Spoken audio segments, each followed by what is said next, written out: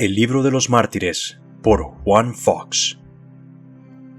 Jesús les respondió diciendo: Ha llegado la hora para que el Hijo del Hombre sea glorificado. De cierto os digo, que si el grano de trigo no cae en la tierra y muere, queda solo, pero si muere, lleva mucho fruto.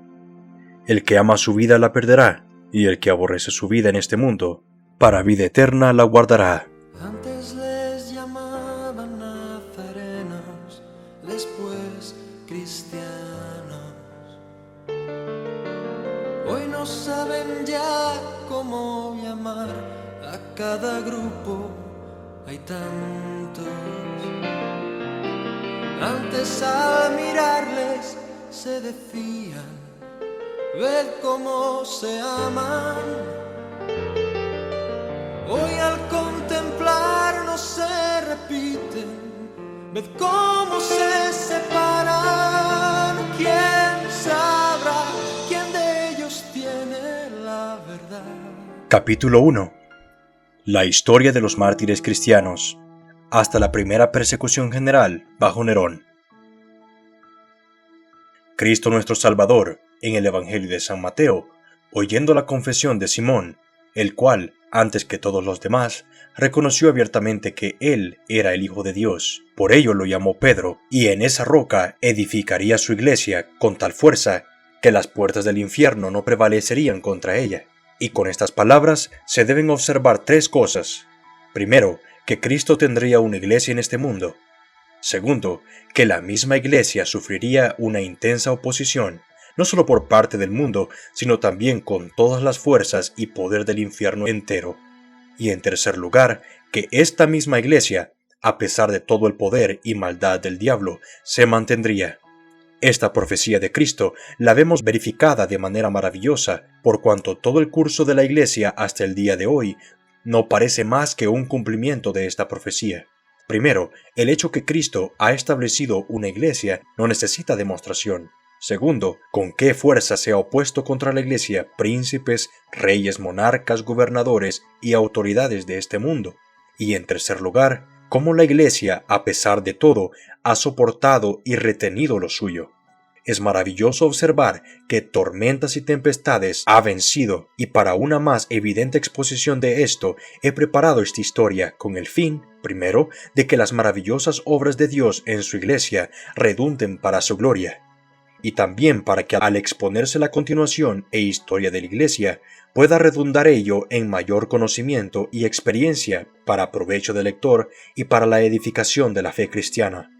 Como no es nuestro propósito entrar en la historia de nuestro Salvador, ni antes ni después de su crucifixión, solo será necesario recordar a nuestros lectores el desbarate de los judíos por su posterior resurrección. Aunque un apóstol le había traicionado, aunque otro le había negado, bajo la solemne sanción de un juramento, y aunque el resto le había abandonado, excepto si exceptuamos aquel discípulo que era conocido del sumo sacerdote, la historia de su santo impartió una nueva confianza a sus mentes. Los poderes de los que fueron investidos les dieron confianza para proclamar su nombre, para confusión de los gobernantes judíos y para asombro de los prosélitos gentiles. Número 1. San Esteban. San Esteban fue el siguiente en padecer. Su muerte fue ocasionada por la fidelidad con la que predicó el Evangelio a los entregadores y matadores de Cristo.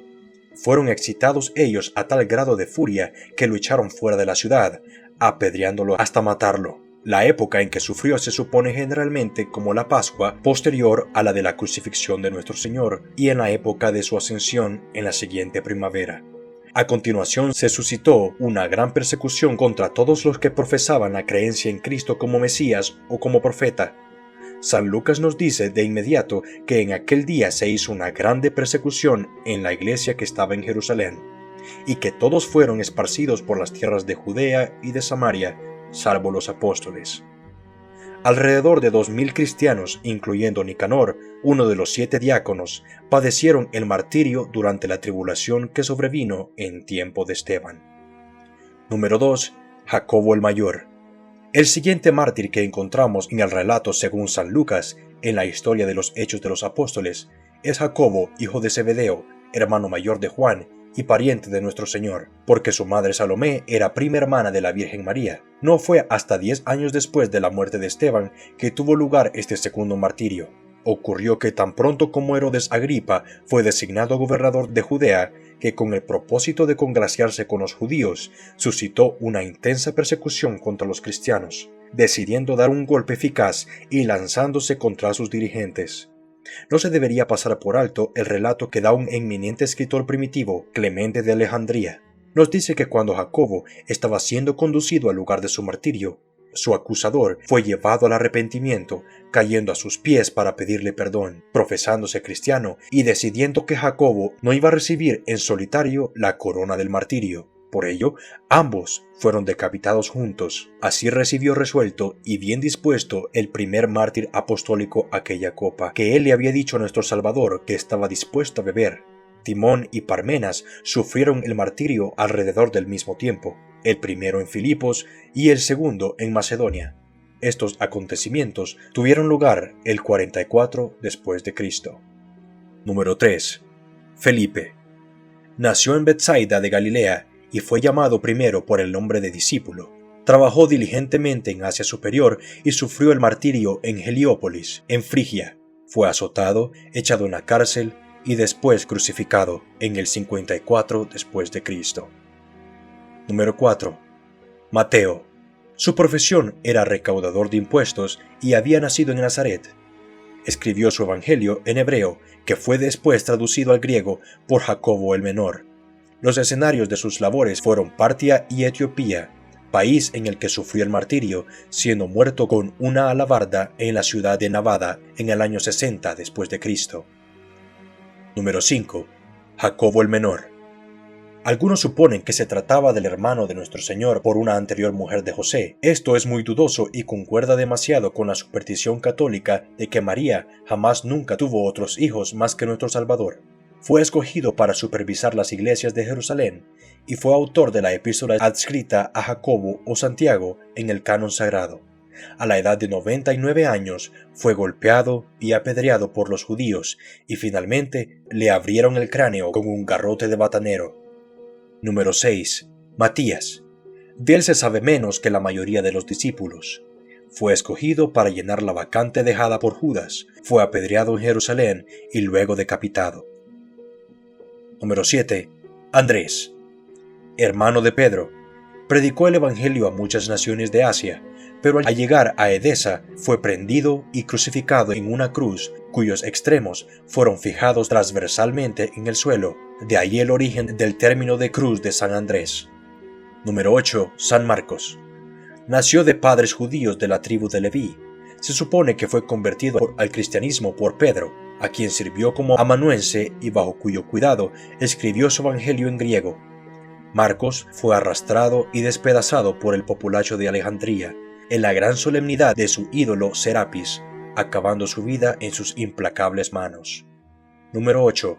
Pedro. Entre muchos otros santos, el bienaventurado apóstol Pedro fue condenado a muerte y crucificado, como algunos escriben, en Roma, aunque otros, y no sin buenas razones, tienen sus dudas acerca de ello. Hegesipo dice que Nerón buscó razones contra Pedro para darle muerte, y cuando el pueblo se dio cuenta, le rogaron insistentemente a Pedro que huyera de la ciudad. Pedro, ante la insistencia de ellos, quedó finalmente persuadido y se dispuso a huir, pero llegando a la puerta, vio al Señor Cristo acudiendo a él, a quien, adorándole, le dijo: «Señor, ¿a dónde vas?». A lo que él respondió: «A ser de nuevo crucificado». Con esto, Pedro, dándose cuenta de que se refería a su propio sufrimiento, volvió a la ciudad. Jerónimo dice que fue crucificado cabeza abajo, con los pies arriba, por petición propia, porque era, dijo, indigno de ser crucificado de la misma forma y manera que el Señor. Número 9. Pablo. También el apóstol Pablo, que antes se llamaba Saulo, tras su enorme trabajo y obra indescriptible para promover el Evangelio de Cristo, sufrió también bajo esta primera persecución bajo Nerón. Dice Abdías que cuando se dispuso su ejecución, que Nerón envió a 2 de sus caballeros, Ferega y Partemio, para que le dieran la noticia que iba a ser muerto. Al llegar a Pablo, que estaba instruyendo al pueblo, le pidieron que orara por ellos, para que ellos creyeran. Él les dijo que poco después ellos creerían y serían bautizados delante de su sepulcro. Hecho esto, los soldados llegaron y lo sacaron de la ciudad al lugar de las ejecuciones, donde, después de haber orado, dio su cuello a la espada. Número 10. Judas, Hermano de Jacobo. Era comúnmente llamado Tadeo. Fue crucificado en Edesa el 72 después de Cristo. Número 11. Bartolomé. Predicó en varios países y, habiendo traducido el Evangelio de Mateo al lenguaje de la India, lo propagó en aquel país. Finalmente fue cruelmente azotado y luego crucificado por los agitados idólatras. Número 12. Tomás, llamado Dídimo. Predicó el Evangelio en Partia y la India, donde provocar a los sacerdotes paganos a ira, fue martirizado, atravesado con lanza. Número 13. Lucas. El evangelista fue autor del Evangelio que lleva su nombre. Viajó a varios países y se supone que fue colgado de un olivo por los idolátricos sacerdotes de Grecia. Número 14. Simón, de sobrenombre Zelota. Predicó el Evangelio en Mauritania, África, incluso en Gran Bretaña, país en el que fue crucificado en el 74 después de Cristo. Número 15. Juan, el discípulo amado, era hermano de Jacobo el Mayor. Las iglesias Esmirna, Pérgamo, Sardis, Filadelfia, Laodicea y Tiatira fueron fundadas por él. Fue enviado de Éfeso a Roma, donde se afirma que fue echado en un calde de aceite hirviendo. Escapó milagrosamente, sin daño alguno. Domiciano le desterró posteriormente a la isla de Patmos, donde escribió el libro de Apocalipsis. Nerva, el sucesor de Domiciano, lo liberó. Fue el único apóstol que escapó una muerte violenta. Número 16. Bernabé. Era de Chipre, pero de ascendencia judía. Se supone que su muerte tuvo lugar alrededor del 73 después de Cristo, y a pesar de todas estas continuas persecuciones y terribles castigos, la Iglesia crecía diariamente, profundamente arraigada en la doctrina de los apóstoles y de los varones apostólicos, y regada abundantemente con la de los santos.